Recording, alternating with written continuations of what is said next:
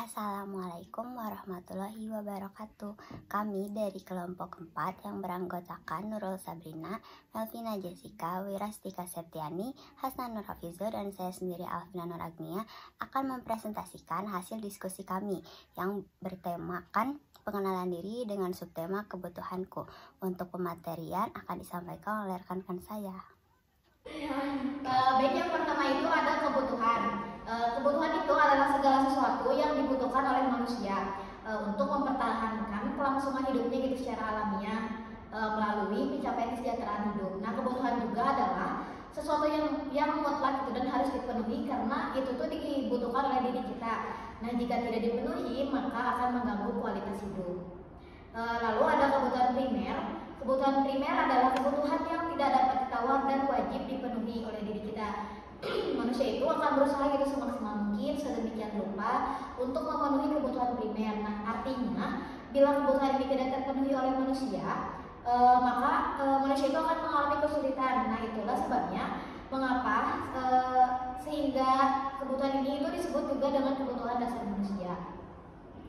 Lalu yang kedua itu ada profesi. Nah, profesi itu adalah suatu jabatan atau pekerjaan yang menuntut keahlian dari seseorang. Artinya profesi ini tidak bisa dilakukan oleh sembarang orang yang tidak terlatih gitu. Contoh profesi itu seperti nelayan, petani, peternak, pekebun dan lain-lain yang nanti dijelaskan oleh teman-teman saya.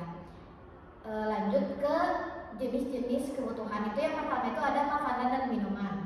Nah, makanan dan minuman itu adalah kebutuhan pokok manusia yang wajib dipenuhi dan diperlukan setiap saat dan memerlukan pengolahan yang baik dan benar gitu agar bermanfaat bagi tubuh. Nah, fungsi dari makanan itu adalah sebagai sumber energi dan sebagai cadangan energi bagi tubuh. Nah, jika dikaitkan oleh kebudayaan, makanan pokok Indonesia itu di setiap daerahnya beda-beda ya. Jadi misalkan di Madura, di Nusa Tenggara Timur dan Sulawesi itu kebanyakan makanan pokoknya itu jagung. Nah, sedangkan di Maluku dan Papua makanan pokoknya itu sagu. Adapun kebutuhan yang kedua, pakaian. Nah, menurut Kamus Besar Bahasa Indonesia adalah barang apa yang dipakai seperti baju, celana, rok atau kerudung. Fungsi pakaian adalah untuk melindungi kita dari sinar matahari, dari cuaca atau benda-benda yang jatuh. Yang ketiga ada tempat tinggal. Rumah adalah bangunan yang berfungsi sebagai tempat tinggal atau hunian dan sarana pembinaan keluarga. Fungsi tempat tinggal adalah tempat untuk berlindung dari cuaca luar dan tempat berkumpulnya suatu keluarga. Kemudian ada jenis profesi. Yang pertama penjahit. Penjahit adalah orang yang pekerjaannya menjahit pakaian seperti kemeja, celana atau kerudung, jas baik untuk laki-laki maupun perempuan. Penjahit membuat, mencocokkan dan mengubah pakaian sesuai permintaan dan kebutuhan pelanggan. Penjelasan selanjutnya akan dijelaskan oleh rekan saya. Selanjutnya yaitu jenis-jenis profesi. Nah, profesi adalah suatu jabatan atau pekerjaan yang menuntut keahlian daripada anggotanya. Artinya, tidak bisa dilakukan oleh sembarang orang yang tidak terlatih dan tidak disiapkan secara khusus untuk melakukan pekerjaan tersebut. Misalnya, untuk mengoperasi seseorang yang mempunyai penyakit kanker, dibutuhkan seorang dokter spesialis bedah yang memiliki kemampuan yang diperoleh dari pendidikan khusus itu. Dan ada pula beberapa contoh profesi. Yang pertama itu penjahit. Penjahit adalah orang yang pekerjaannya menjahit pakaian seperti kemeja, celana, rok, atau jas, baik untuk laki-laki maupun untuk perempuan. Penjahit membuat dan mencocokkan, mengubah pakaian sesuai permintaan dan kebutuhan pelanggan. Yang kedua ada petani. Menurut KBBI, petani berasal dari kata tani. Tani artinya mata pencarian dalam bentuk bercocok tanam. Mata pencarian dalam bentuk mengusahakan tanah dengan tanam menanam, bertani yang bercocok tanam, mengusahakan tanah dengan tanam menanam. Yang ketiga ada pekebun. Pekebun adalah perorangan warga negara Indonesia yang melakukan usaha perkebunan dengan skala usaha tidak mencapai skala tertentu. Yang keempat ada peternak. Peternak adalah pengusaha hewan ternak. Di Indonesia, hewan ternak biasanya berupa sapi, kambing, domba, ayam, kambing, bebek, ikan hias, ikan tawar, lobster, dan sebagainya. Peternak membudidayakan hewan ternak di ladang atau di padang peternakan tergantung dengan hewan yang diternak. Lalu yang kelima ada nelayan. Nelayan adalah istilah bagi orang-orang yang sehari-harinya bekerja menangkap ikan atau biota lainnya yang hidup di dasar laut. Maupun perairan yang menjadi daerah aktivitas nelayan ini dapat merupakan perairan air tawar, payau, dan air laut.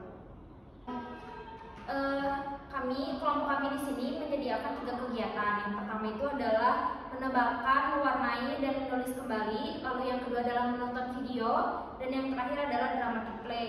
Untuk contoh kegiatan yang pertama itu warnai dan tebalkan hurufku, dan dengan judulnya kebutuhanku. Di sini nanti anak diminta untuk mewarnai ada ikan, kaos, sayuran, petani, daging, beras, jaket nelayan, dan lain-lain. Kemudian di bawahnya akan ada huruf yang harus anak tebalkan. Lalu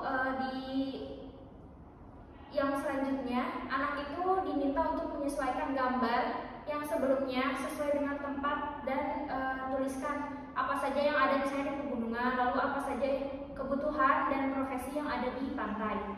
Lalu kegiatan yang kedua nanti anak akan menonton dan mengobservasi bagaimana kehidupan yang ada di pegunungan dan pantai, sehingga anak bisa membedakan letak geografis dan kebutuhan masing-masingnya. Lalu yang terakhir itu ada dramatic play profesi. Anak ini nanti diminta untuk menjadi profesi yang ia ambil dari dalam kardus. Selanjutnya akan ada RPPH yang dibacakan. Media yang digunakan itu yang pertama adalah kertas yang sudah kami desain untuk tugas anak nanti. Lalu ada krayon, pensil, proyektor, kardus ukuran sedang untuk dramatic play. Lalu nanti di dalam kardus itu akan ada miniatur baju untuk anak. Lalu ada media padi-padian, miniatur sapi, sayuran, dan miniatur ikan. Lalu ada kegiatan pembelajarannya. Kegiatan awal itu ada penyambutan kegiatan pagi. Lalu kegiatan berkumpul, kita akan melakukan salam, berdoa, dan menyanyikan lagu. Lalu ada pijakan sebelum bermainnya. Guru ini menginstruksikan anak untuk membentuk lingkaran besar dan guru berada di tengah-tengahnya, seperti melakukan circle time. Lalu guru akan melakukan apresiasi kepada anak tentang apa yang menjadi kebutuhannya. Guru juga menjelaskan kebutuhan primer anak sebagai manusia itu apa saja.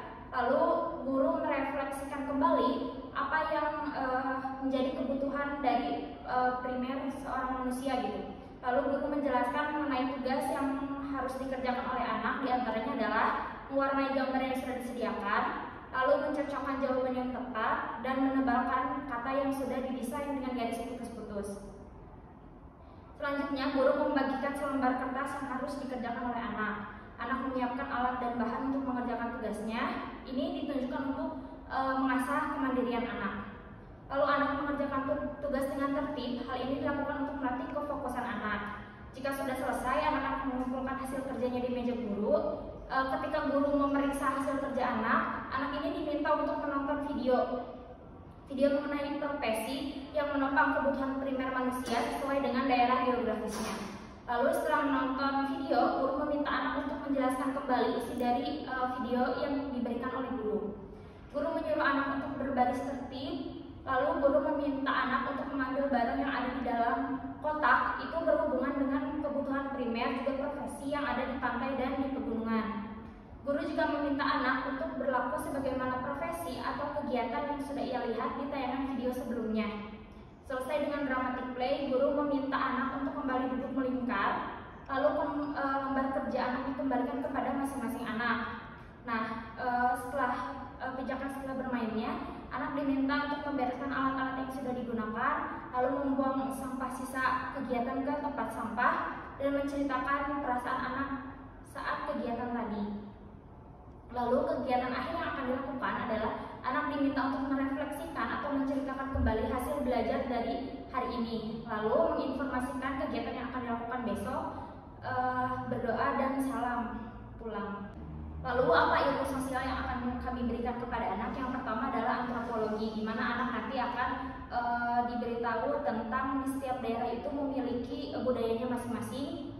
Lalu ada ekonomi, di mana anak ini bisa mengerti tentang profesi.